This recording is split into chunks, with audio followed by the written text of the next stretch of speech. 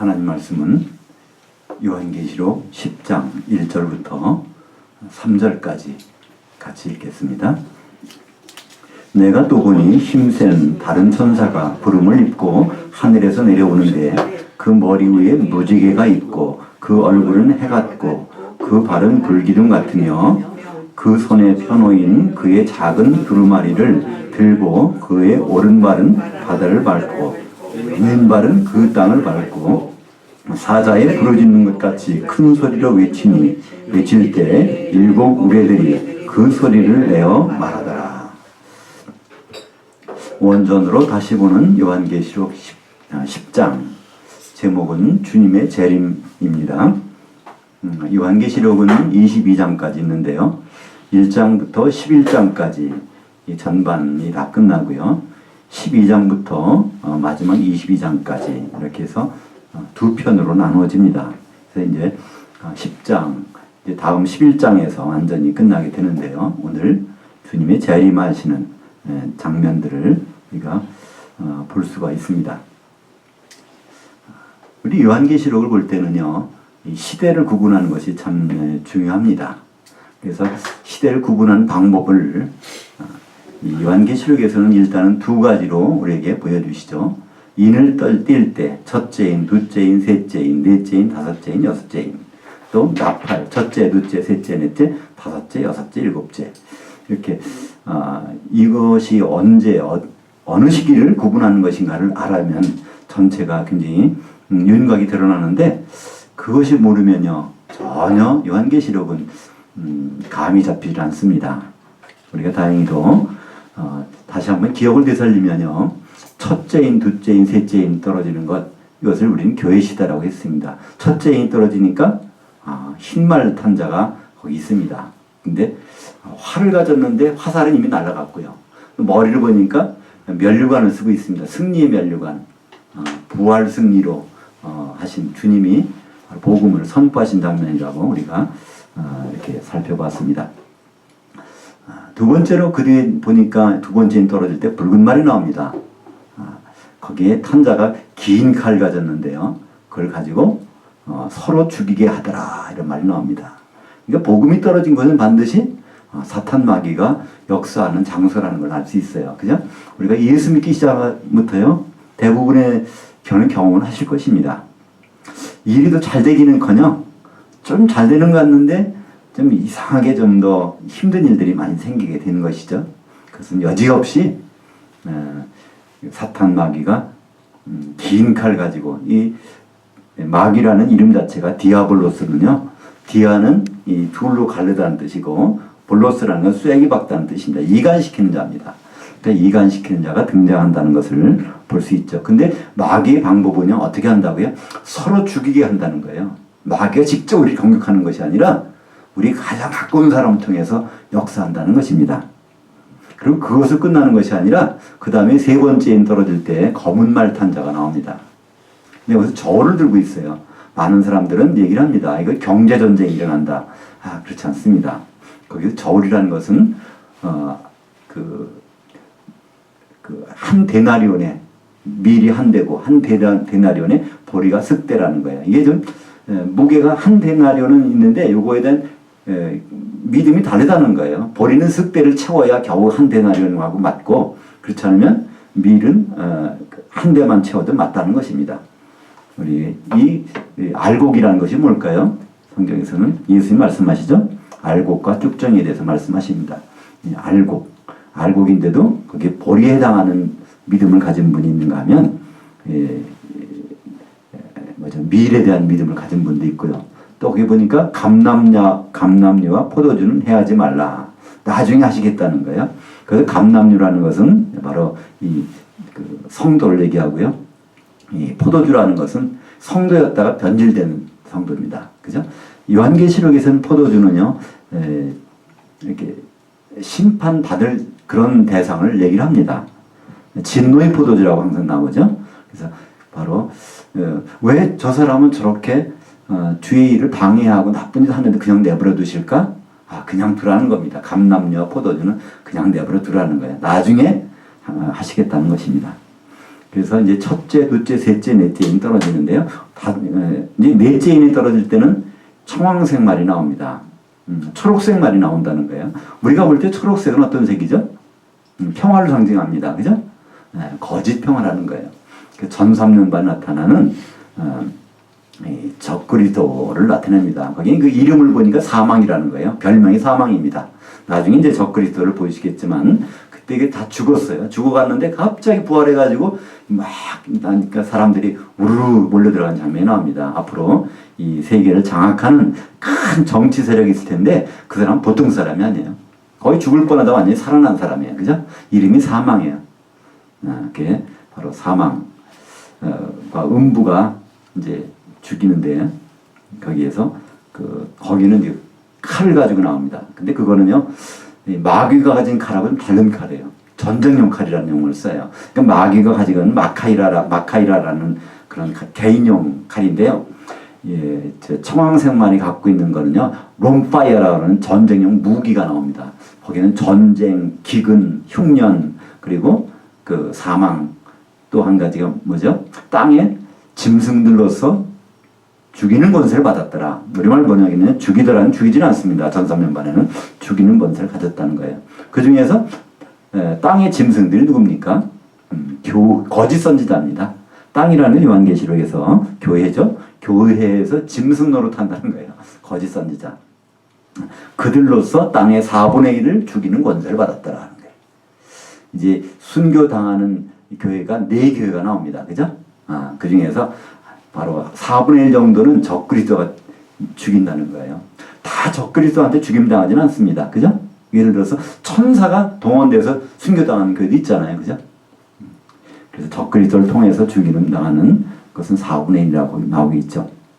그래서 이 청황색말 탄자가 누구냐에 대해서는 의견이 분분합니다. 많은 사람들은 이런 의견이 있어요. 백마 탄자가 이것이 적그리스도라는 거예요. 그 백마는 이제 요한계 19장에 백마 나오는데 그거 흉내내서 타고 있다는 겁니다. 그래서 왜 그러냐면 머리에 월계관을 쓰고 있는데 예수님 왕이신데 무슨 승리의 월계관을 쓰냐는 겁니다. 그죠? 그래서 그것이 적그리스도라고 하는 그런 그 의견들이 많이 있어요. 그게 아주 지배적입니다. 흰말 탄자가. 근데 문제가 생기는 거는요. 이 적그리스도 나중에 관을 써요. 뒤에 보면요. 근데 그 관이 바로 왕관을 쓰는 거예요. 적그리스도가. 오히려 스테파노스라는 면류관은 적그리스도를 쓴 적이 없습니다. 요한계시록에서.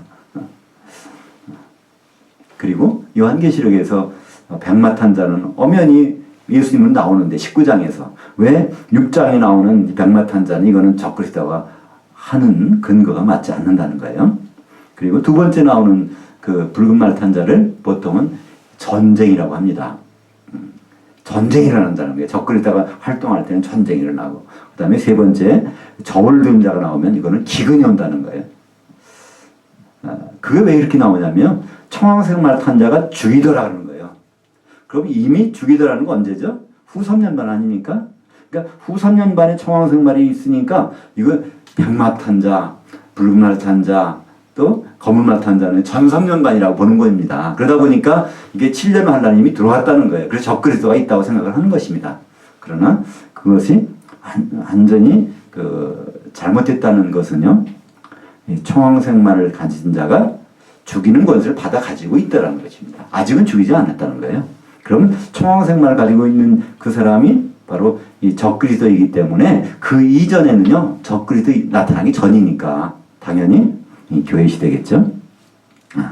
그리고 이제 다섯째 임 떨어질 때는요. 그때 보니까 거기서 먼저 당한 사람들이 우리 원한을 언제쯤 갚아주시려고 그럽니까? 했더니 하늘에서 음성이 들리죠. 바로 너희에게 흰 옷을 줄게. 좀 기다려. 그러죠? 너희 동무들의 숫자가 차기 전까지는 순교당한 숫자가 차기 전까지는 좀 기다려야 된다고 말합니다. 그러니까 이 다섯째 임 떨어질 때는 이 순교가 막 일어나고 있어요. 근데 여섯째 임 떨어질 때 보니까 거기서 땅의 임금들이 막 숨습니다. 막 재림 직전에 7대접의 재앙이 쏟아지니까 그들이 막 피하고 있는 거예요. 전부가. 지금 말하면 교회의 목사님들, 장로님들, 권사님들이 그냥 도망다닌다는 게 무서워서.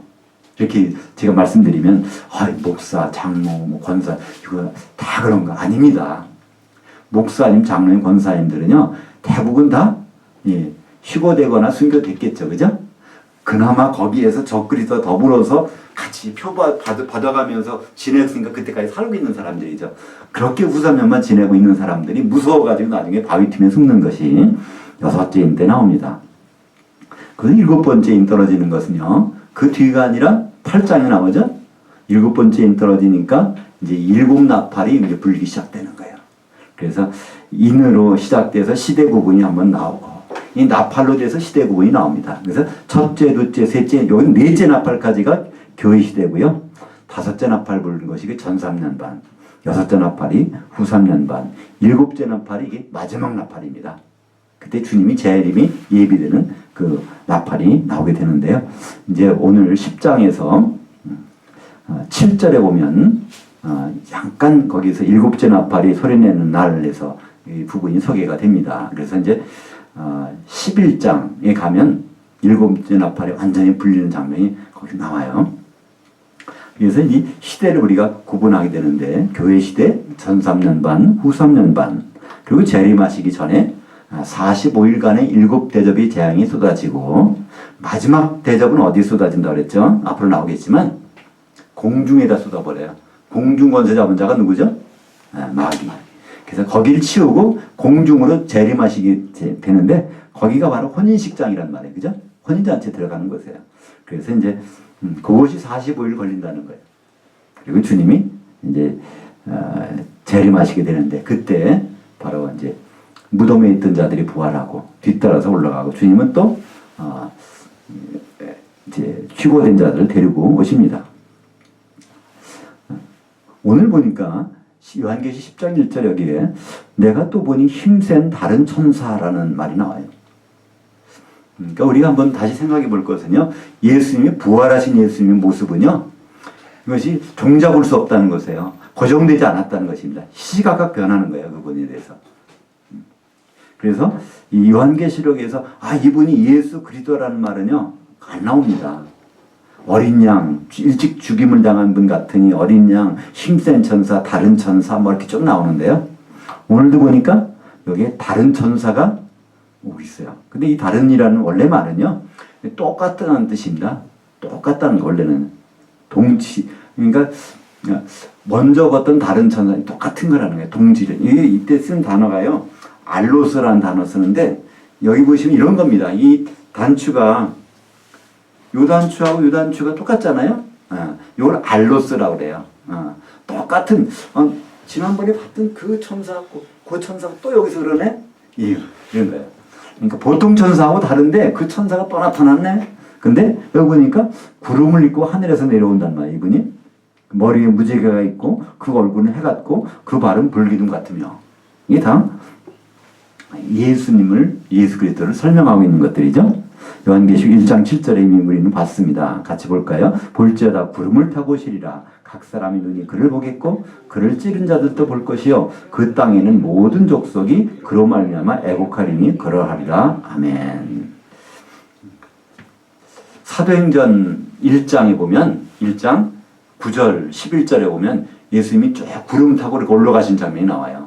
그리고 사도행전 1장 11절에 보면 갈릴리 사람들아 지금 너희 앞에서 몰려진 이분은 가신 모습 그대로 오시리라. 그러면 그분 오실 때 구름 타고 오실 거 아니겠어요? 바로 요한계시록 7장 1장 7절에 있는 말씀이 그대로 나오죠. 그때 우리 지난번 살펴봤듯이 주님이 재림하실 때는요. 각 사람의 눈이 그를 보겠고 그런 찌른 자들도 볼 거라는 거예요. 근데 각 사람은 누굴까요? 각 사람은요. 한 번이라도 예수 믿은 사람들이야. 교회와 관련 있던 사람들이야. 그죠? 예수님은 이제 재림하실 때 이 땅으로 오시는 것이 아니에요. 그러니까 땅에 계신 분들은요. 죄송하지만 예수님을 재림하시는 분을 볼 수 없어요. 일단 공중에 올라가서 거기서 주님을 볼 수 있단 말이에요. 그러니까 요한계시록에서 나오는 사람이라는 것은요. 여기 땅의 사람은 전부가 성도들을 가리킵니다. 교회의 성도들 사람이라고 그래요. 교회는 땅이라고 그랬고 근데 그를 찌른 자들도 볼 것이요. 만약에 우리가 이제 올라갔어요. 공중에. 거기서 근데 예수님 본다는 거예요. 내가 주님 안 찔렀는데? 그죠? 근데 보니까 찌른 자들도 본다는 거예요. 지난번에 말씀드린 대로 누가 찔렀을까요? 예수님을 창으로 누가 찔렀죠? 로마 군병 한 사람이 찔렀어요, 원래는요. 근데 로마 군병 한 사람을 찔리도록 그 준비한 사람이 유대인들이었단 말이에요. 그러니까 유대인들은 안식일 날 시체 만지면 큰일 나.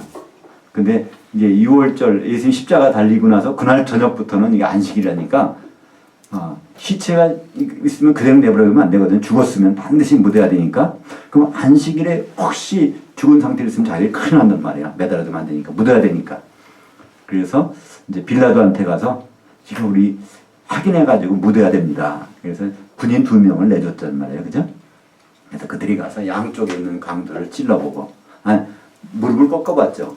근데 예수님은 어떻게 될까요? 무릎 꺾을 수 없었던 것 같아요. 십자가가 좀 더 높이 있으니까 어떤 방법이 있을까요? 확인할 때. 이 창 가지고 확 찔러서 이제 확인해 보는 거란 말이에요. 그죠? 그때 군병 하나가 찔렀는데 사실은 유대인들이 찌른 거란 말이에요. 근데 요한계시록에서는요, 유대인의 구분이 다릅니다. 유대인. 요한계시록 2장 9절에 보면요, 자칭 유대인이 있단 말이에요. 자칭. 나 유대인 피를 가졌어. 이런 사람들은 유대인이 아니라는 거예요. 그리고 그럼 오히려 대신 사단의 회당이라는 거예요. 사단과 같은 편이라는 거예요. 그러면 이건 다시 무슨 말일까요? 영적인 유대인, 정말 하나님 유대인이라는 것은 하나님 택한 백성이라는 뜻이 아닙니까? 우리가 예수 안에 있다면 그것이 우리가 영적인 유대인입니다. 갈라디아서 3장 28절에 그리스도 안에서는 유대인이나 헬라인이나 남성, 여성, 종이나 자유나 이 구분이 없다는 거예요. 바로 내가 정말 요한계시록에 나오는 유대인인가 아닌가는요, 내가 정말 그리스도 안에 있는 사람인가 아닌가, 이것으로 구분된다는 것이죠. 그렇기 때문에 그를 찌른 자들, 유대인들은 정말 유대인들, 영적인 유대인들이 공중에서 그를 본다는 것입니다. 근데 그 땅에 있는 모든 족속이 그로 말미암아 애곡하리니, 이거 기다리던 예수님 오는데 다들 운다는 거예요. 슬퍼서. 왜 그럴까요? 거기까지 올라갔는데 어떻게 돼요? 등은 다 들었어. 근데 그릇에 이게 기름이 없네. 그러니까 예수님 뭐라고 하시죠? 마태복음 25장에 보면 내가 너를 도무지 모르겠다 그러잖아요. 그죠? 못 들어간단 말이에요. 그러면 어디서 애곡하는 거죠. 그렇게 기다렸는데 나 예수 믿고 거듭나서 등 들고서 예수님 기다리다가 그러다가 죽었단 말이에요. 그래서 부활했어요. 예수님. 올라갔는데 혼인잔치에 못 들어가는 거예요. 문 닫혔어요. 그러면 여기서 애곡한다는 거예요. 그러고 말미암아. 그러니까 우리는 다들 여기서 편하게 예수 믿는 분들 다 믿잖아요. 많은 교회에서. 근데 지금은 똑같아. 근데 이제 한번 공중에 올라가서 거기선 달라진단 말이에요. 혼인잔치 안에 들어가는 사람, 문 앞에서 이제 거절되는 사람. 이제 그 거절되는 사람들은요, 요한계시록 18장에 보면 바다에 빠뜨려져요. 돌에 달려가지고. 그것이 어디 나오냐면, 주님도 그랬죠? 마태복음 18장에 보면, 형제를 실족해 하는 자는 어떻게 해요? 차라리, 연자맷돌을 목에 달고 바다에 빠치는 것이 더 나으리라는 거예요. 이게 무슨 말일까? 이해할 때 참 안 가는 거죠? 연자맷돌 목에 걸고 바다에 빠쳐지는 것이 이게 뭐가 좋아요? 근데 이게 낫다는 거예요. 뭐보다? 지옥 들어가는 것보다. 불못에 들어가는 것보다 그게 낫다는 거예요. 왜 그럴까요? 나중에 바다에서 나와서 심판받는, 재판받는 기회가 있단 말이에요. 거기서. 생명책 이름이 있을 수 있다는 얘기예요. 그죠? 혼인잔치에는 못 들어가지만 이제 거기 가서 거기서 이제 바다에 빠쳐져요. 바다에서 다시 요한계시록 20장 12절 보면요, 바다도 죽은 자들 내주고 그 사망과 묻어 죽은 자들 다 내줘서 거기서 심판받을 때 생명책 이름이 있으면 불못에 안 들어간단 말이에요. 그죠? 그러니까 불못 들어가는 것보다는 그래도 예수 믿고 좀 우리 실수해서 성령이 충만하지 못해가지고 혼인잔치에 못 들어갈 수는 있을지언정 그래도 예수 믿는 건 낫다는 말씀이야. 그죠? 지옥 들어가는 것보다. 그것이 바로 마태복음 18장에 나오는 그 연자맷돌을 목에 달고 바다에 빠치는 것이 훨씬 낫다는 거예요. 우리가 보면은 나는 그거 하기 싫어요. 그럴 때죠. 근데 그건 무슨 말일까요? 지옥불에 들어가는 것만큼은 피하라는 거예요. 정말 그 말씀이 나오는데, 지금 유대인 설명하다가 이 말씀 나왔죠? 그 땅에는 모든 족속이 그로 말미암아 애곡하리니. 데살로니가 후서 데살로니가 후서 1장 10절에 보면 거기에는요 성도가 있고 신자가 있습니다. 그죠? 주님이 재림하실 때는 성도들에게서 영광 받으시는데 신자들은 놀란다는 거예요. 이게 사실인가? 놀란다는 거예요. 우리 그때 가서 놀라지 맙시다. 그죠? 그때 가서 얘가 예상했던 대로 그대로네? 그렇잖아요. 제가 이제 고3 때 여름방학 때 폐결핵에 걸려가지고 거의 2학기 때는 공부를 못했어요. 그리고 그전에는 제가 농업전문학교를 다녔어요. 농업전문학교는요 일주일에 수학이 2시간밖에 없어요. 영어도 2시간. 그리고 다 실습하는 거예요. 그거 하다가 2학년 2학기 때 제가 인문계고등학교로 전학을 가서 딱 시험을 봤는데 독일어가 있었어요. 제가 빵점 맞았어요. 사지선다행인데 고를 수도 있었는데 고르는 게 무슨 의미가 있어요. 그냥 백진했지. 빵점 맞고.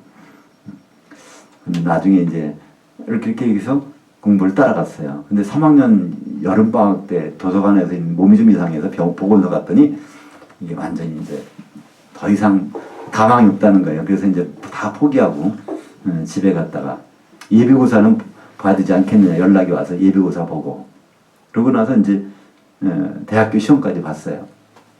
근데 다행히도 제가 아는 문제들이 많이 나서 제가 입학이 됐습니다. 그러니까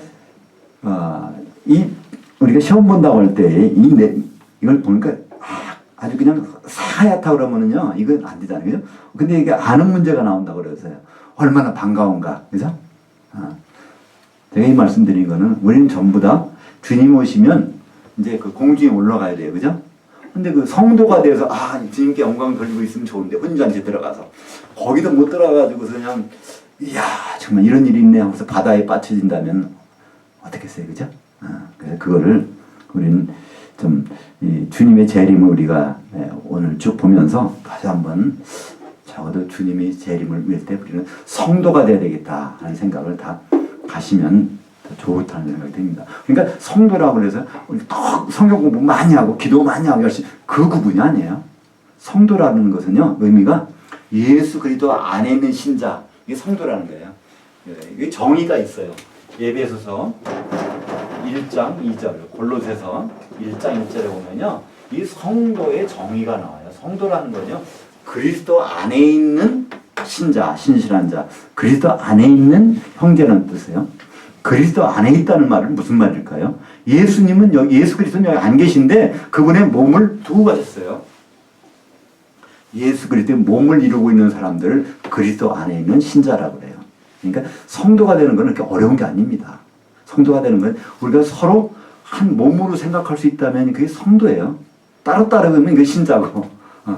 이 자리가 그러니까 내가 호기심이 있어가지고 내 요한계시록에 뭐 하나를 좀 알아야 돼. 내가 호기심을 만족시켜서 이 자리에 왔다면요 이건 신자입니다. 근데 여기 가보면 그래도 그분 얼굴 한 번에 보고 싶어. 안 보면 좀 더 허전한 것 같아. 여기서 우리가 그런 마음이 조금 있어서 여기 오셨다면 이건 성도거든요. 서로가 이게 끌리는 게 있어요. 한 몸이니까. 그렇잖아요. 손발은 이게 한 몸이기 때문에 어디 상처가 나도 이 손에서 느껴진단 말이에요. 그러니까 성도가 되는 것은 바로 우리가 서로 한 몸의 일부분이라고 서로 생각되는 거예요. 저분이 그런 큰일을 당했대. 그러면 내가 몸이 마음이 아파요. 그죠? 저분이 승진했대. 그러면 내가 기분이 좋아져. 그런 것이 느껴진다면 이것은 성도의 징조입니다. 그죠? 그래서 우리는 요한계시록을 쭉 보지만 내가 성도일까 신자일까 이것은 참 중요한 부분입니다. 그 영어하고 뭐 헬라어하고 성도 신자하고 이렇게 단어가 틀립니까? 이제 문법적으로 단어가 틀립니다. 전혀 다른 단어입니다. 단어가요. 신자라는 것은 믿는 사람이라는 뜻이고요. 신실한 자라고 하는데 신실한 자. 근데 그냥 신실한 자가 아니라 그리스도 예수 안에 있는 신실한 자. 그리스도 예수 아니라는 것이 우리는 막연한 것 같잖아요. 그게 아니라 서로 예수 그리스도 몸을 이루려고 하는 사람들 같이 그거를 성경에서는요 성도라고 그래요. 성도 단어 자체가 틀립니다. 영어로 하면 saint라고 그러나요? saint 하면 성인이라고 생각하지만요 그게 자, 그 성도입니다. 특별한 사람이 성인이 아니에요. 그건 카톨릭에서 성자라고 하는 것이지 신약 성경에서는요 성도들이 그냥 세인트가 성도입니다. 우리 성도들 이렇게 하는 거죠.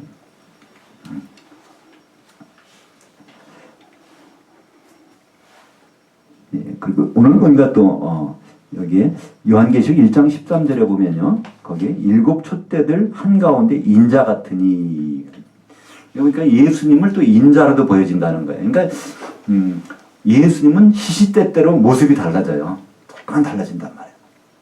그것은 바로 우리의 모습입니다. 우리의 모습. 우리가 이제 부활하게 되면요. 우리 모습들이 전혀 다른 모습인데 한 가지 고정된 모습이 아니라 이게 달라진다는 우리들도 자꾸만 달라져요. 그것이 고린도전서 15장에 나옵니다. 우리 모습이 부활할 때는 호련히 확 변화돼요.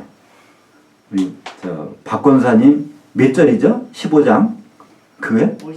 아, 네. 권사님 그냥 금방 나오네요. 우리 부활할 때는 고린도전서 15장 51절에 보면 우리 몸이 호련히 변하는 거예요. 갑자기 이게 근데 계속 변하는 거예요. 이게 이렇게 생각해 보면 됩니다. 뇌 애벌레가 나비된 걸 보면 나비를 보면요 이 모습이 잠깐 달라질 거 아니에요, 그죠? 옆에 있는 군뱅이처럼 교장에 있는 자기 친구들은 모습이 똑같지만 나비를 보면요 이게 커졌다 작아졌다 가까이 있을 때는 크게 보이고 멀리 있으면 조그맣게 보이고 그죠? 햇빛이 밤새 되면 이게 빨갛게 보였다가 갑자기 이게 좀 파랗게 보였다가 정신을 어디 없어졌다가 나타났다가 그런 모습처럼 우리가 부활하게 되면요 이렇게 달라지는데 그의 첫 번째 열매가 부활의 첫 열매가 예수님이란 말이에요, 그죠?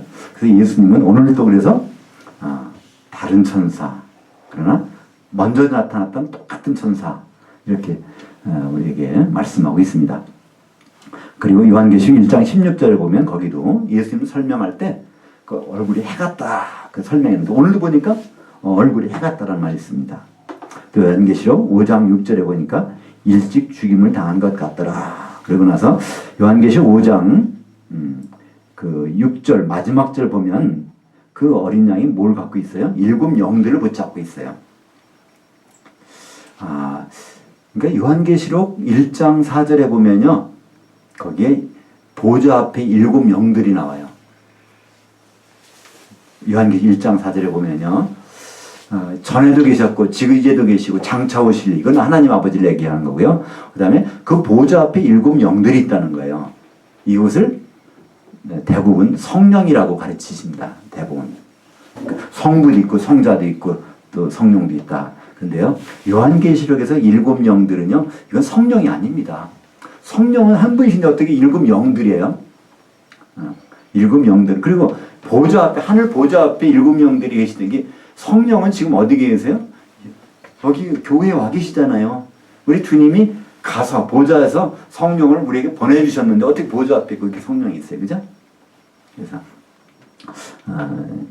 여기 나온 김에 그 부분도 우리가 말씀을 같이 합니다. 요한계시록의 7 영들 어떤 데서는 그렇게 얘기합니다.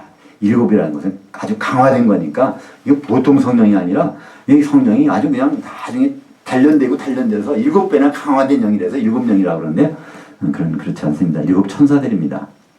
7 별이고 7 천사고 똑같은 말이죠.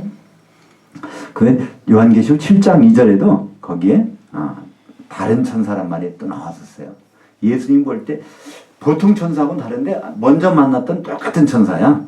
그리고 요한계시록 8장 3절에도요 마찬가지입니다. 근데 그 다른 천사가 뭘 가졌어요? 금향로를 들고 있어요. 금향로라는 것은 구약에서 대제사장만이 들고 있는 거예요. 유일하게. 그러니까 예수님이 바로 대제사장이세요. 대제사장만이 하나님과 독대할 수 있어요. 바로 예수님이 모습을 볼 수 있습니다. 그래서 오늘 재림하시는 분은 분명히 예수님이라는 것을 우리는 알 수가 있는 것이죠. 근데 이 2절에 보니까 그 손에 편호인 그의 작은 두루마리들을 들고 오른발은 바다를 밟고 왼발은 그 땅을 밟았다 그랬어요. 근데 이분이 작은 두루마리를 하나 들었어요. 지금 먼저 큰 두루마리가 있었어요. 그죠? 큰 두루마리를 해서 그거 하나하나 뗀 게 뭐죠? 첫째 엔 떼니까 흰 말, 둘째 엔 떼니까 붉은 말, 그 다음에 검은 말, 초록색 말 쭉 나오고서 네, 다섯째, 여섯째 쭉 뗐는데 그 책에 대해서는 뭐가 나와요? 이 교회 시대에 일어난 일들이 쭉 나왔는데 여기 보니까 또 이분이 작은 책을 들고 있어요. 이번에는 두루마리 책을. 그걸 들었는데 이분이 어떤 분이냐면 하나는 바다를 밟고 하나는 땅을 밟았다는 거예요. 그게 뭘까요? 이 바다, 세상, 그죠? 이방인들 얘기하고 있고요. 땅, 이건 교회, 어떻게 보면 유대인들 얘기하고 있습니다. 그러니까 유대인이나 이방인이나 그걸 다 교회 안에서 하나를 이루는 분이라는 것을 여기서 말씀하고 있는 것이죠. 근데 신천지에서는요, 이 작은 책을 어느 분이 잡수셨대요. 그래서 그걸 가지고 예언을 하신다는 분이 있어요. 신천지에서는. 그분이 보혜사로 가면서 이 작은 책을 먹고 그래서 예언한다 그러는데요. 이것은 대한민국이 그분에게 주신 책이 아닙니다. 그죠? 이분이 들고 있어요. 들고 있는데 언제 이건 사도 요한에게 먹으라고 그랬어요. 그래서 이제 그걸 먹고 이제 또 다시 한번 예언을 해야 되겠다. 그 예언 내용이 뭘까요? 그것이 12장, 13, 14, 15, 16, 17, 18, 19, 20, 21, 22까지. 그러니까 이 작은 책 먹고 예언하는 것이 바로 이제 12장부터 나오는 그런 내용입니다. 그건 공개적인 내용이에요. 우리가 비밀하게 교회에 소속된 사람만 하는 것이 아니라 거기에 666표도 나오고요. 그러니까 이 세상의 모든 민족에게 다 알려지는 그런 내용들이 12장부터는 나옵니다. 근데 오늘 보니까 3절에 이분이 또 사자에 부르짖는 것 같은 큰 소리를 외쳤다는 거예요. 그 다음에 7 의뢰들이 그 소리를 받아더라. 그 사자처럼, 그 사자는 동물의 왕입니다. 그죠? 예수님을 사자라고 말씀하고 있어요. 요한계시록 5장 5절에 보니까 장로 중 하나가 내게 말하되 울지 말라. 유대지파의 사자 다윗의 뿌리가 이겼으니 그 두루마리와 그 7인들을 떼시리라 하더라. 그 먼저 큰 책, 이걸 떼는 누가요? 다윗의 뿌리라는 거예요. 그 사자인데 다윗의 뿌리. 다윗을 쭉 올라가면 어디 가죠? 바로 예수님까지 가는 거예요. 그죠? 다윗 그 아버지 쭉 올라가면 어디까지 갈까요? 아담까지 가죠? 아담보다 더 올라가면 바로 하나님이잖아요. 그죠? 바로 예수님이 하나님이시니까 거기까지 간다는 거예요. 그래서 오늘 3절에서 봐도 이분이 예수 그리스도라는 것을 우리는 알 수 있죠. 그리고 오늘은 좀 잠잠하네요. 지난번에 우리가 한번 그랬죠? 우리가 그때가 몇 장이더라? 6장일 겁니다. 그때 어떤 얘기 나왔죠? 막 천둥 번개가 쳤어요. 그죠? 그러니까 요한계시록에서 막 우레가 나고 천둥이 나오면 전부가 다 하늘에서 음성이 들리는 겁니다. 여기서 보니까 내성과 음성, 번개와 지진 이것들이 다 나타나는 거예요. 하늘 보좌에서 그 뜻을 가지고 지상에 내려오시는 분이 있다는 것을 우리에게 설명하고 있는 것이죠. 요한계시록 10장 4절부터 6절까지 같이 읽겠습니다. 7 우레들이 말을 할 때 내가 기록하려고 하다가 곧 들으니 하늘에서 소리가 나서 말하기를 7 우레들이 말하는 것을 인봉하고 기록하지 말라 하더라.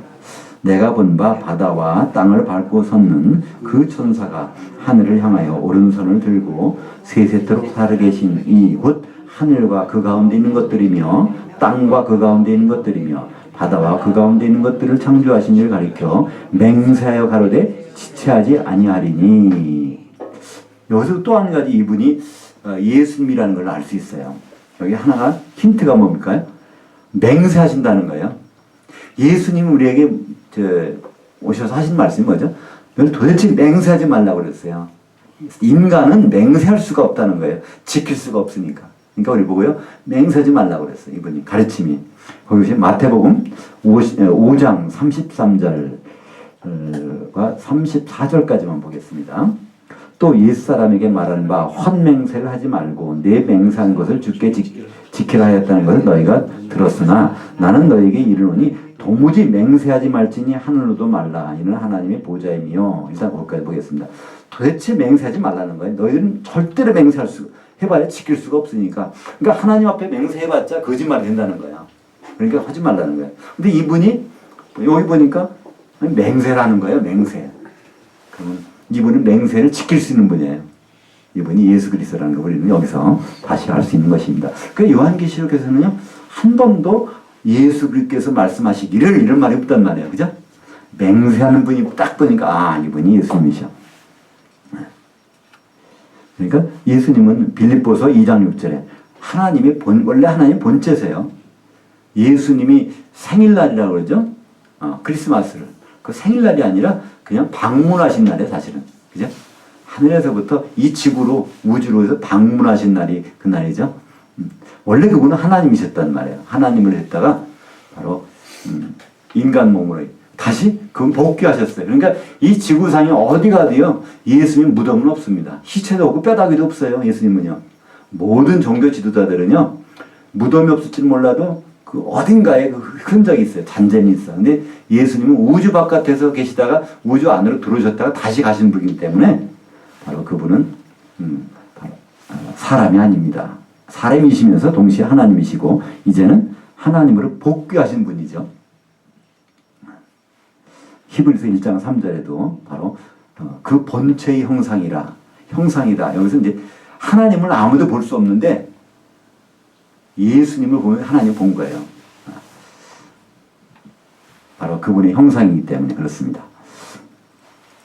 7절 읽겠습니다. 일곱째 천사가 소리내는 날 그 나팔을 불게 될 때에 하나님의 비밀이 그 종 선자들에게 전하신 복음과 같이 이루리라. 그래서 일곱 번째 나팔이 불러질 때, 지금 첫 번째, 두 번째, 세 번째, 네 번째 교회 시대에 불려졌습니다. 우리는 못 들었을지라도 그것은 불려졌단 말이에요. 그 다음에 다섯 번째, 여섯 번째, 다섯 번째 이것도 불려진 다음에 일곱 번째가 나오는 거예요. 근데 아마 다섯 번째, 여섯 번째도 이게 소리가 잘 안 들리는 모양이에요. 근데 일곱 번째 나팔은 다 들리게 한다는 거예요. 성도들에게. 그 소리 내는 날 하나님의 비밀이 이 복음의 내용처럼 우리가 지금 보고 있는 이 내용이 그때 가서 그대로 이루어진다는 것입니다. 거기 보면 제가 이제 구약의 그 날들을 여호와의 날, 하나님의 날 이거 쭉 기록을 해놨어요. 다 심판날이라고 설명이 되고 있습니다. 근데 우선 데살로니가 전서 5장 1절 볼까요? 형제들아 때와 시기에 관하여는 너희에게 쓸 것이 없음은 주의 날이 밤에 도적같이 이를 줄을 너희 자신이 자세히 알미라. 주의 날이 밤에 도적같이 이게 예고 없이 그냥 착 온다는 거예요. 그러니까 우리가 준비를 하고 있어야 된다는 것이죠. 베드로후서에도 마찬가지입니다. 주의 날이 도적같이 오리니. 그러니까 주의 날이라는 것은 여기 주일인데 썬데이가 아니라는 건 분명하죠. 그죠? 주님이 재림하시는 날을 성경에서는요, 그걸 주의 날이라고 합니다. 한 번도 우리가 지금 지키는 썬데이를 주의 날이라고 한 적은 없습니다. 그것은 이 성경이 기록되고 한 200년 후에 주의 날이 선포되어서 지금은 우리는 주일이라고 하는 말이 틀린 말은 아니에요. 우리가 그렇게 정해놓고 지키니까. 그죠? 근데 성경에 나오는 주일하고는 다르다는 것이죠. 요한계시록 3장 3절을 보겠습니다. 그러므로 네가 어떻게 받았으며 어떻게 들었는지 생각하고 지키어 회개하라. 만일 일깨지 아니하면 내가 도적같이 이르리니 어느 시에 내가 임하는지 네가 알지 못하리라. 그러니까 요한계시록에 보면 7개 교회가 나오는데요. 이 교회들이 다 좀 약간 운명의 차이가 있어요. 근데 특별히 여기 나오는 건 사대교회입니다. 두아드라 교회 사대교회는요, 이게 조금 특징이 있어요. 내가 도적같이 이르겠다. 또 두아드라 교회는 어떻게 나오죠? 네가 붙잡고 있는 거 나올 때까지 꼭 붙잡고 있어 그러는 거야. 그게 무슨 말일까요? 예수님 오실 때 이거 죽지 않고 살아서 예수님 만나는 교회를 말씀하고 있습니다. 여기 이제 작은 두루마리 책 먹으라는 내용이 나옵니다. 중요한 내용이죠. 8절, 9절, 10절, 11절까지 보겠습니다. 하늘에서 나서 내게 들리던 음성이 또 내게 말하여 가로되 내가 가서 바다와 그 땅을 밟고 섰는 그 천사의 손에 펴놓인 그 두루마기를 가지라 하기로 내가 그 천사에게 나아가 그 작은 두루마기를 달라 한즉 그 천사가 가로되 갖다 먹어버리라. 내 배에는 쓰나 내 입에는 꿀같이 달리라 하거늘 내가 그 천사의 손에서 그 작은 두루마기를 갖다 먹어버리니 내 입에는 꿀같이 다나 먹은 후에 내 배에는 쓰게 되더라. 그들이 내게 말하기를 네가 많은 백성들과 나라들과 방언들과 임금들에게 다시 예언하여야 하리라 하더라. 그러니까 요한계시록에는요 두루마리 책이 두 권 있어요. 하나는 큰 거고 하나는 조그만 거예요. 큰 거는요 어디까지요? 요한계시록 1장부터 11장까지 내용들은요 큰 거 가지고 하는 거예요. 요한계시록 12장부터는요 이 작은 책 내용 먹고서 그걸 가지고 예언하는 것이 이제 작은 책의 내용입니다. 이 작은 책의 내용은요 이거 보니까요 누구한테요? 많은 백성들과 나라들과 방언들과 임금들에게 그들에게 다시 예언해야 된다는 거예요. 지금까지는 교회에게 성령이 교회에게 하신 말씀을 들을지어다 바로 교회에 관련된 분들에게만 비밀스럽게 해줬는데 이제 작은 책 있는 내용들은요 누구나 다 알 수 있도록 공개해서 들으라는 것이죠. 그것이 사도 요한에게 그걸 주어서 사도 요한이 먹었어요. 근데 한국에 있는 그분은 자기가 먹었다는 거예요. 그래서 그분 이름을 자기를 다 이 요한이다 이렇게 부르기도 하더라고요. 다 이 요한이고 내가 그 책을 먹었고 작은 책을 먹은 사람이야. 그리고 내가 보혜사야. 이렇게 또 말하더라고요. 근데 여기서 분명히 이 작은 책은 그분은 저기 개역 성경을 드셨다 그러는데 개역 성경이 아니라 이 작은 책은 주님이 갖고 있는 작은 두루마리 책을 사도 요한이 먹고 12장부터 22장까지 예언하는 내용들입니다. 근데 여기 보니까 그 말씀이 나와요. 이 두루마리 이걸 입에는 달지만 뱃속엔 쓰다는 거예요. 우리가 여기서 요한계시록 보면서 얼마나 어떤 때는 그렇지 않은 분도 계시겠지만 조금은 되게 참 호기심도 나고 만족되고 그러잖아요. 그죠? 참 좋아요. 그죠? 이럴 때 우리가 전혀 몰랐던 거. 일곱 교회가 뭐지? 어린 양이 뭐지? 이게 이제 재림이 어떻게 되는 거지? 뭐 그런 것들을 전혀 몰랐는데 좀 이렇게 알 수 있단 말이에요. 근데 이게 우리가 입에서는 우리가 달지만은 이게 배에 들어가서 이게 쓰단 말이에요. 이거를 행동으로 옮겨서 하기는 참 불편한 게 있단 말이에요. 그죠? 주님이 재림하신데 우리는 이렇게 해야 된대. 그러면 그거를 몸으로 내 스스로 하기도 힘들고 다른 분에게 전해서 이렇게 얘기하기도 참 힘들어. 그러니까 참 쓰단 말이에요. 그것을 행동으로 옮기는 것은 참 쓰다는 것입니다. 사도 요한이 그랬다는 거예요. 사도 요한도 작은 책을 받아 먹을 때까지는 좋았어. 근데 그걸 이혼하려고 보니까 이게 얼마나 힘든지 모르다는 거예요. 그러나 좋은 약은 입에 쓰다고 그러죠. 아마 얼마나 좋으니까 쓸 거 아니겠어요? 그래서 이제 11장 끝나고 나서 12장부터는 그 쓴 것, 사도 요한이 되게 썼다고 생각하는 그 내용들을 한번 같이 먹어보는 시간이 될 것입니다. 우리 이제 10장은 여기까지 하고요. 우리 이제 10장에 들어가면 주님의 재림이 오늘 살펴봤는데 앞으로 이 재림에 대한 부분은 계속 나옵니다. 19장에서 아주 자세히 나와요. 주님의 재림이 그 백마를 타고 오시는 주님의 재림 현장들이 나오고요. 19장에 가면 거기서 비로소 할렐루야가 신약성경에서 4번 나와요. 할렐루야가 주님을 여호와를 찬양하라 하는 말인데 우리는 할렐루야 많이 들어보잖아요. 그래서 악수할 때도 할렐루야, 또 목사님이 다녀올라서 할렐루야, 그럼 할렐루야 많이 하잖아요. 신약 성경에서요 요한계시록 18장까지 할렐루야가 한 번도 없다는 거예요. 그죠? 19장에 가면 거기 나와요. 바로 할렐루야라는 것은 주님이 재림하실 때 우리가 부르는 찬송입니다. 호산나도 마찬가지예요. 호산나라는 건 지금 당장 우리 구원해 주세요. 당신 왕이시여. 그렇게 하는 건데 이스라엘 백성들은 예수님이 예루살렘에 십자가 지러 가실 때 호산나 그랬어요. 그죠? 그러다가 안 되니까 십자가 못 박아 죽여라. 같은 입으로. 호산나 한 입으로 한 3, 4일 지나니까 십자가에 못 박아라 한단 말이에요. 바로 이 호산나 할렐루야는 주님이 재림 때 우리가 부를 찬양입니다. 그래서 19장, 요한계시록 19장에는 이 재림에 대해서 자세히 나와 있어요. 근데 거기에까지 가기 전에 잠깐 다니엘의 70일이라는 것을 한번 이 내용을 봤으면 좋겠습니다. 우리 요한계시록은요, 요한계시록에 있는 거 가지고 충분히 우리는 다 납득이 될 수 있어요. 다른 성경을 빌릴 필요도 없어요. 네. 근데 이 다니엘서만큼은요, 예수님도 언급을 많이 하셨어요. 몇 번. 마태복음 24장에도 언급을 하셨는데, 다니엘이 말한 바, 이 내용이 바로 다니엘서 9장에 있는 내용입니다.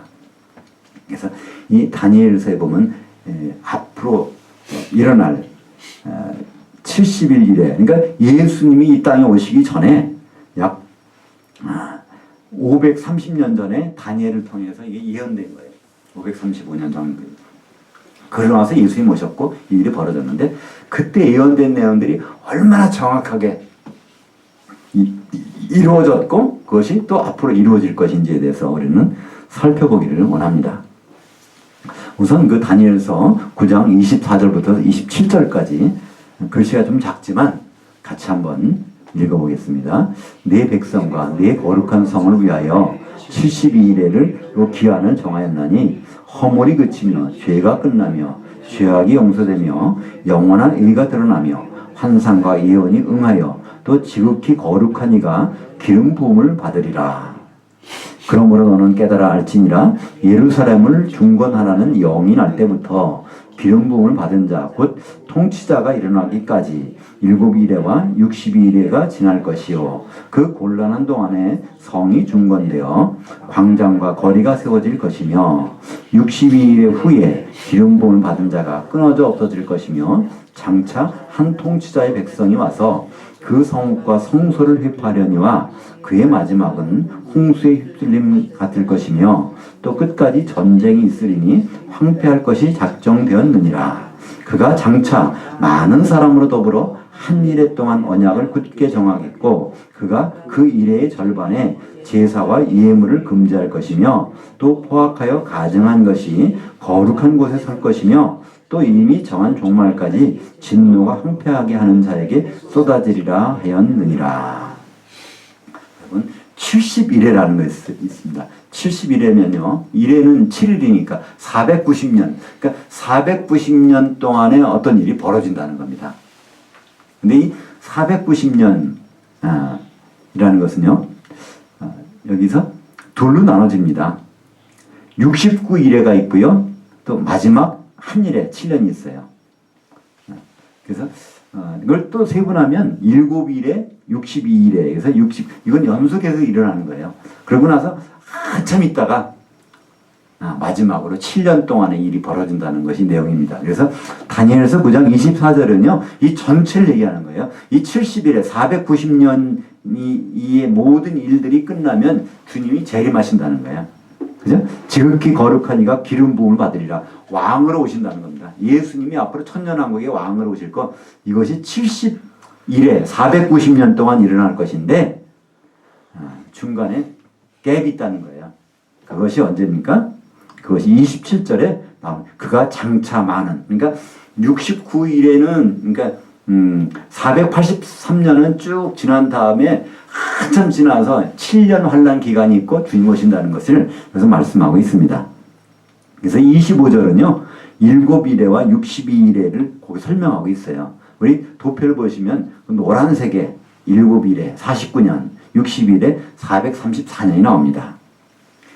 에스라서 7장 11절과 13절에 보면 예루살렘을 성을 중건하라는 명령이 떨어져요. 그것이 기원전 주전 457년인데 그 성벽이 이제 성벽이 재건되는 것이 기원전 408년. 그러니까 49년 만에 성벽이 이것이 다 됐단 말이에요. 예언대로 딱 이루어졌어요.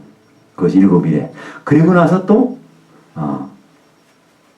69일에 62일에를 지나니까 전체가 몇 년인가요?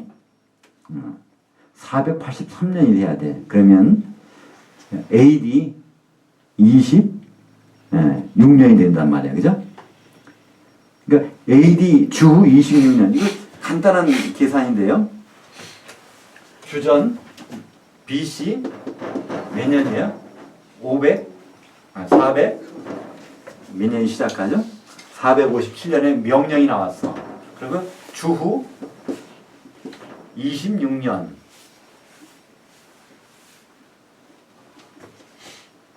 이렇게 되면 주후 26년이 되면 전체가 483년인가요? 예. 예. 483년이 이게 62일이잖아요. 69일이잖아요. 69 곱하기 7이니까 그죠? 그러니까 기름 부을 자가 이렇게 딱 통치자가 나타나는 것. 이건 예수님이 요단강에서 이제 물에 잠겼다가 나오실 때 성령의 기름 부은 날짜가 이게 AD 주후 26년이라는 거예요. 그러니까 예수님이 크리스마스가 언제라는 건 여기 설명이 없어요. 그죠? 그건 없지만 예수님이 성령이 임하 기름 부음 받는 것은 성령으로 그것이 예언된 거란 말이죠. 그죠? 그러면 예수님은 언제 이 땅에 오셨을까요?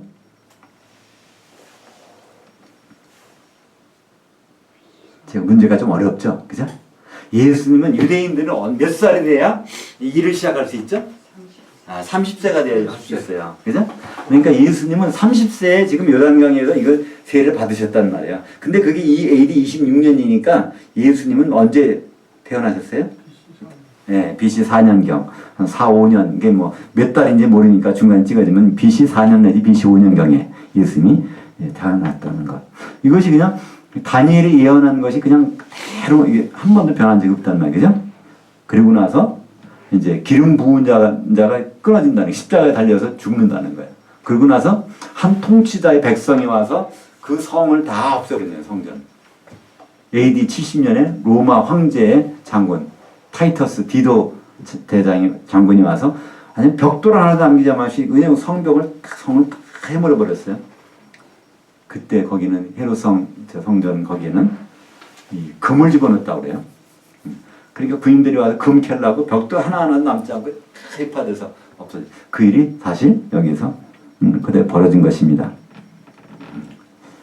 그리고 나서 이제 앞으로 7년 동안은 이 일이 벌어진다는 거예요. 근데 7년도 둘로 나눠서 반 정도는 제사와 제물 지내는 것, 예배 드리는 거를 허용하는데 이제 그 나머지 반, 후 3년 반은 그거를 못하게 한다는 거예요. 자기의 우상을 세우는 거, 거룩한 곳에다가 자기 우상을 세우는다고 돼 있잖아요. 거룩한 곳에. 그게 뭘까요? 교회 안에다가 우상을 세워놓게 된다는 거예요. 지금 카톨릭에는 벌써 교회 안에 우상은 많이 있지만 이 개신교회는 적어도 교회 안에 우상은 없습니다. 그래서 심지어 어떤 데서는요, 교회 안에 우상이 없어야 된다고 하면서 십자가도 걸으면 안 된다고 해서 없애는 데도 있어요. 그게 있건 없건 큰 차이는 없지만 그렇게 할 때도 있다는 말. 교회는 뭐 만든 거는 없어야 된다 그래서. 여하튼 아직은 교회라고 하면 적어도 우상은 없습니다. 근데 앞으로 7년 한다는 기간 동안에 후 3년 반에는 교회 안에 우상들이 쓰게 된다는 거예요. 그러니까 아직은 그게 안 보이는 거 보면 우리는 적어도 후 3년 반은 아직 안 들어간 것 같아요. 그죠? 좀 안심해도 될 것 같아요. 후 3년 반은 순교가 일어나거든요. 이게 조금 안심해도 될 것 같아요. 그래서 마지막 7년에 대한 이 부분은 예수님이 다니엘이 말한 바 이 일이 이루어진다. 마태복음 24장 15절에 쭉 이 내용을 설명하고 계세요. 다니엘이 말하는 건 앞으로 7년 동안 이 일이 반드시 이루어질 거야. 근데 거기에 보면요.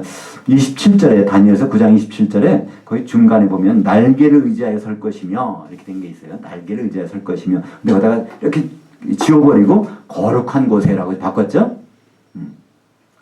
그러니까 왜 거룩한 곳을 바꿨냐면요. 이건 예수님이 말씀하실 때는 거룩한 곳이라고 그랬어요. 근데 이것을 번역할 때 날개라는 말도 있고 이렇게 많이 쓰니까 그걸 그냥 한 거예요. 근데 예수님은 그 날개를 뭐라고 할까요? 이 천사들의 날개 치는 그 아주 가장 중요한 교회 중에서 중요한 곳을 얘기한 예수님이 그렇게 보셨단 말이에요. 그래서 다니엘서를 예수님의 관점에서 번역하게 보면 그것이 날개를 의지해서 우상이 세운다는 말이 아니라 예수님은 그걸 거룩한 곳에 우상이 쓴다 이렇게 말씀하셨어요. 그래서 제가 거다가 날개를 의지하여를 딱 지워버리고 거룩한 곳이라는 말로 제가 옮겨놨습니다. 여하튼 예수님은 이 7년 환란 기간에 대해서 이렇게 말씀하셨어요. 그거를 다니엘이 이미 말했지 않느냐 하면서 그걸 가지고 우리에게 말씀하십니다. 그래서 이제 7년이 분명히 마지막 7년이 오는데 그때까지 우리가 지내는 시기를 성경에서는 교회 시대라고 얘기합니다. 그 7년은 전 3년 반, 후 3년 반. 그러면 우리가 7교회의 운명이 어떻게 될 것인가 그러다가 도표를 제가 표시해 본 거예요. 그죠? 7개의 교회, 빌라델피아 교회, 그리고 에베소 라오디게아. 서머나 버가모, 두아디라 사대교회 운명이 달라져요. 그죠? 이 도표를 한번 조심히 보셔야 되는데요. 빌라델피아 교회 한번 이렇게 가볼까요? 그 초록색으로 표시되어 있습니다. 그들은 전 3년 반 동안에 무슨 일을 당하죠? 14만 4천이 뭘 해요? 인 맞잖아요. 인 맞으면 아무도 해할 수가 없어. 안전하단 말이야. 근데 빌라델피아 교회는요, 이제 후 3년 반에는 없어져요. 어디래요? 셋째 하늘로 올라가 버린단 말이에요. 그러니까 앞으로 14장에 보면 14만 4천이 시온산 보좌 앞에 서 있는 게 나와요. 거의 14만 4천만 셋째 하늘로 올라갔다고 되어 있어요. 그럼 후 3년 반이잖아요. 그죠? 14만 4천 명밖에는 이 노래를 부를 자가 없더라는 거예요. 그러니까 후 3년 반 기간 동안에는 유일하게 14만 4천 빌라델피아 교회만 올라가 있어요. 근데 뒤따라 올라가는 교회가 있어요. 에베소 교회하고 라오디게아 교회는 언제 순교당합니까? 전 3년 반 끝나고 후 3년 반 시작되는 그 순간에 그 연월 일시에 두 증인, 두 교회가 순교를 당해가지고 그들 무덤에 들어가지 않고 길에 있단 말이에요. 시체가. 그랬다가 요한계시록 11장에 이제 11절, 12절에 보면 그들 벌떡 일어나서 이리로 올라오래서 올라간단 말이에요. 어디로 올라가겠어요? 셋째 하늘에. 그래서 이 빌라델피아 교회하고 에베소 교회, 라오디게아 교회는 이제 후 3년 반 때는 이제 세 교회가 있는 거예요. 주님이 재림하실 때 공중으로 내려오실 때는요, 성도들을 데리고 오신다고 그랬어요. 그죠? 그러면 셋째 하늘에 올라갔던 사람들을 세 교회를 데리고 오시는 거예요. 그죠?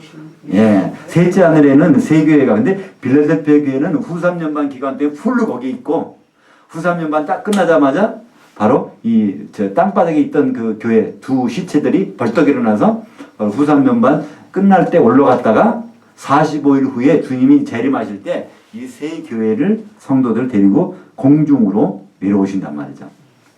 거기 이제 회색표를 쭉 따라가면 바로 길바닥에 누워 있다가 이제 셋째 하나 올라갔다가 그리스도 재림이니까 공중으로 같이 오게 되죠. 회색으로. 그 다음에 서머나 버가모 교회는 후 3년 반 기간 동안에 시간을 두고 순교를 당해요. 그죠? 그들은 빨간색으로 표시됐는데 무덤에 들어가야 돼요. 그죠? 죽었다가 45일 후에 주님 재림할 때 무덤에서 빨간색 올라가잖아요.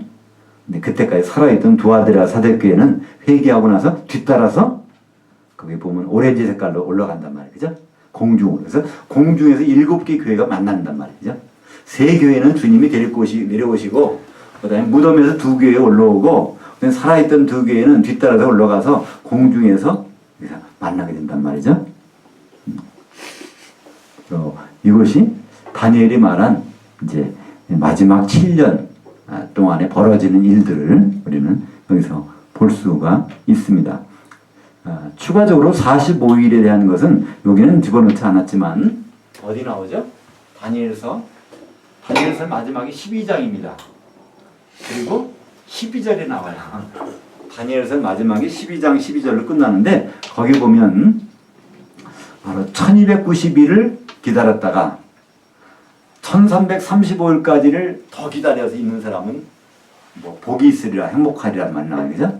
그러니까 45일 좀 더 후 3년만 끝나서 바로 오시는 것이 아니라 45일을 더 기다리면 행복하리라. 거기에서 아슈레이 하고 나온단 말이에요. 마카리오스가 나온단 말이에요. 다니엘서 그때 거기 주님이 재림하신 장면. 그러니까 다니엘서는 아주 이걸 세밀하게 오늘은 부장만 봤는데요. 12장까지 연결해 보면요. 이 내용들이 아주 세밀하게 나와요.